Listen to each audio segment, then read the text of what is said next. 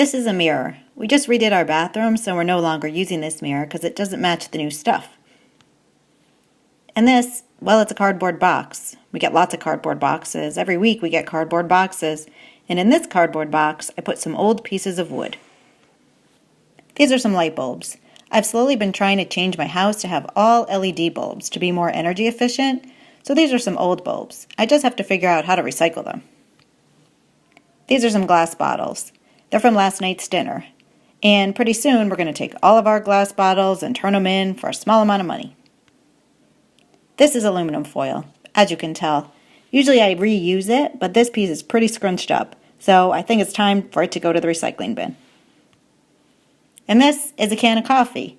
So if you know me, you might know that I love coffee. You might be wondering to yourself, why are you showing me this stuff? I don't really need to see your old mirror. I'm not very interested in cardboard or old pieces of wood.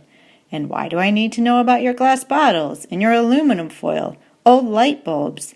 And why do I need to see a coffee can?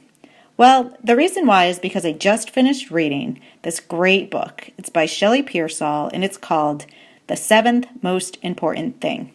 And in this book, those very items are the 7 most important things. I'm going to tell you more about it because it's a great book, and I think you're really going to love it. So when I first picked up this book, it's called The Seventh Most Important Thing.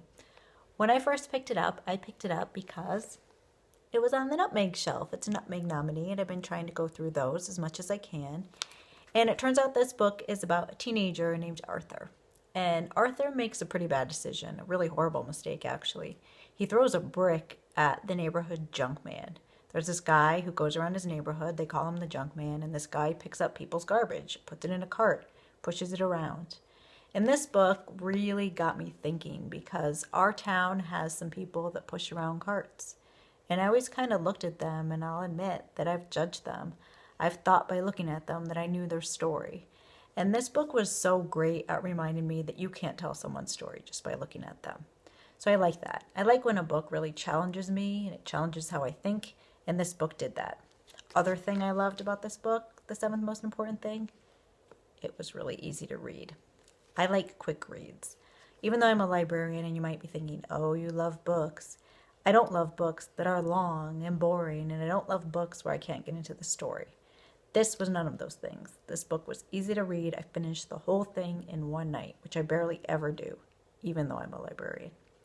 So this book was about this guy Arthur, who obviously made a horrible mistake and had some real anger problems. You're going to find out really early into reading it what he's so angry about. And you're also going to learn about the junk man. And you're going to learn that this junk man wants Arthur to have a chance at redemption. He doesn't think that a kid who makes one mistake should be put in juvie. He decides to ask the judge to have Arthur work for him, picking up trash. And at first, Arthur is completely humiliated by doing this. It's really embarrassing for a teenager to have to walk around and go through people's trash. I can imagine. I think I would be pretty embarrassed to have to do that. But the good thing about this book, and especially I give a lot of credit to Shelley Pearsall, the writer, what I really liked about it is that the story was not cheesy. I at first thought, oh, this is going to be kind of corny. He's going to learn to love picking up trash, and it's all going to be magical. And it wasn't like that. It wasn't cheesy at all, actually. And so I really appreciated that about the book because it was real. And I learned about the junk man, and I was blown away when I realized what the junk man needed those 7 most important things for. The other thing I liked about this book were some of the extra characters in it.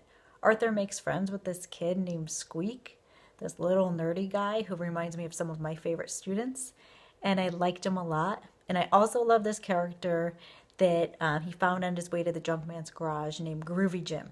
It's kind of funny and just kind of like a good comic relief, but also a good deep character who offers some good insight into the junk man and taught Arthur a little bit more about himself.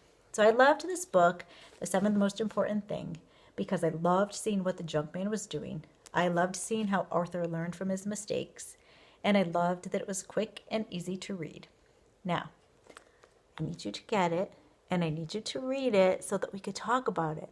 I think you're really going to love it.